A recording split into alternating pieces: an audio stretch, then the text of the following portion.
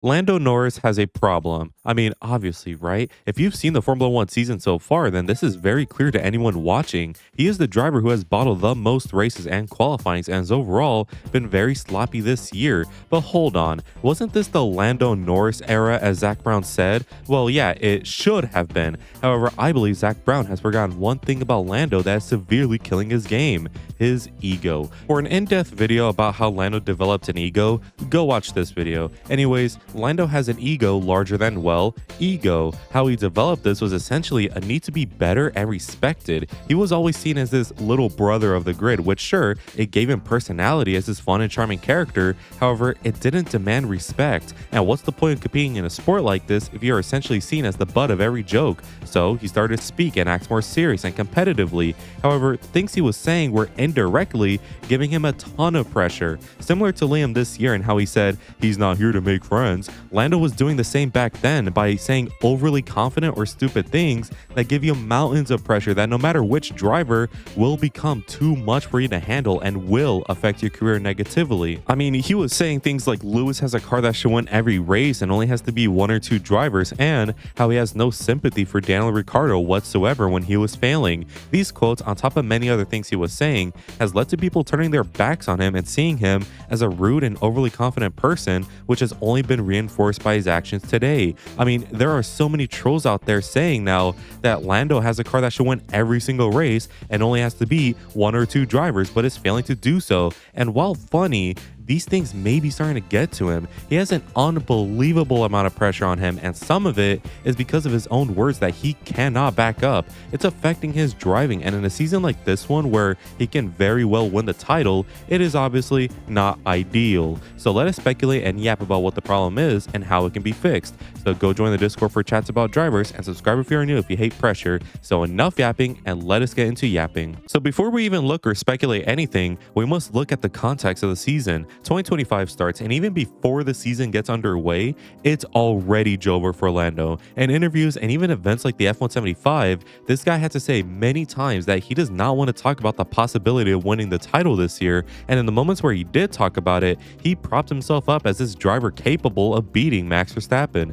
So let's just ignore the fact that it's quite literally false given the previous year, since even in a better car he still couldn't do it, and it becomes clear he is already setting himself up for failure. I mean, you could just be humble and say you will do your best, but no, you want to be cocky and confident and boast about yourself so much that, in fairness, if he does do it, it is a massive boost to his morale. But that's the thing, he doesn't do it. So what ends up happening is everyone expecting Lando to do really well, only to fail, which causes online hate, which causes a bad mental state for Lando in a mental-based sport. But hey, the season hasn't even started, so let us see if everything I said is false. Australia comes around and McLaren are by far the fastest car. This should mean an easy dub for Lando's incoming given his comments in the offseason, and hey, you know what? He was right. He won that race brilliantly, aside from a mistake when the rain first fell, and overall, it was just a fantastic start to his campaign towards the title. And then China came around. China would be mistake-filled for Lando. Starting with sprint quali, Lando has a snap of oversteer which bottles his first run, and then locks up in his second run and bottles that one. Well, at least in the sprint race, he could come back, and never mind, he's on the grass for some reason and sits behind Stroll for 90% of the race. Well, look, it's just the sprint. He has another go at the main stop, so as long as quali isn't bottled, he has a chance. So starting with quali, and he bottles his Q3 run and starts third on a track that is allergic to overtaking.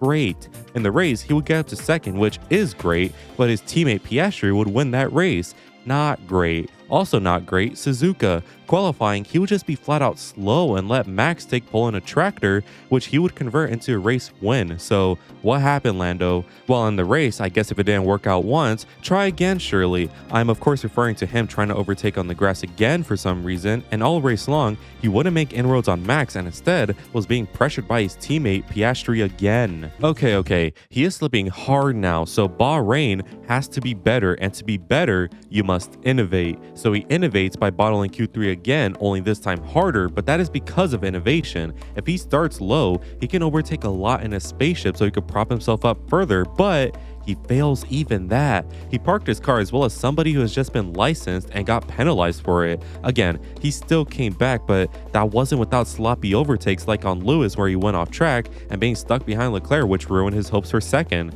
So you know what the solution is?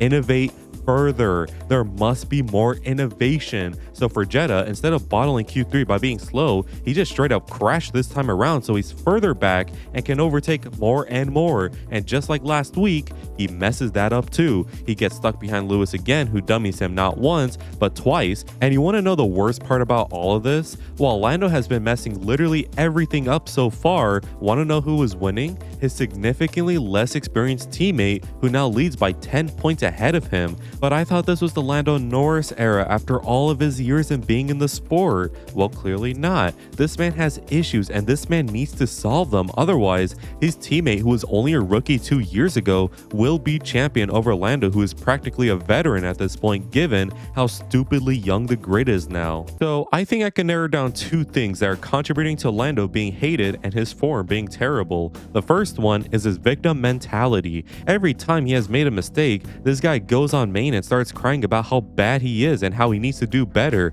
And that in itself is fine, but my guy, learn from them. You can't just go cry to mommy and daddy through the air about how bad you are and then stay bad. And I'm willing to think he does it on purpose. All of his interviews are getting very formulaic, and all this does is make everyone hate him more so his fans can reinforce him more. His fans at this point are reaching cultolation levels, since if you even dare criticize Lord Lando even once, you will be called a fraud, an idiot, biased, or even some slurs. I mean, just take a peek at the comments of this video, and all this does is reinforce him. Lando is on the internet, so when he sees his fans saying how we need to be nicer to him or that Lando's mistakes aren't that big, Lando's gonna see that and think, yeah, it's just a one-off mistake and I'll do better next time. Spoiler alert, it doesn't work like that. He needs to hone his craft and see that yes, we make mistakes and we must learn from them. When Patriots was being criticized for his poor tire management, he acknowledged this in interviews and said he was bad at that, and what happened? He learned because of his team around him, and now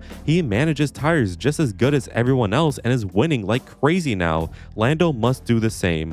Live and learn. The other issue I find with him is how Lando just speaks words in a sentence. Don't we all do that, Mr. Duck? Yes, we do, but it's in the value of the sentence that matters. I can say apples taste better than garbage, and you all will agree with me and say, yeah, this guy is right, but I can also say garbage tastes better than apples, then all of a sudden, I'll be hated on for my stupid sentence. Lando is doing the same. When he says our car is not the fastest or our car is not that fast, everyone hates him because that is so obviously not true. That car on average is like 2/10 minimum faster than the second fastest car. How could he possibly say that they aren't that fast? If he is asked directly about how fast their car is, he will always downplay it and try to paint it as if it's just a skill issue to the other teams, instead of saying, yes, our car is very fast and it's thanks to the guys back at the factory. The stuff he says 90% of the time is pure nonsense, and he also needs to remember he is a celebrity. He needs to watch what he says, since even those close to him like Pastry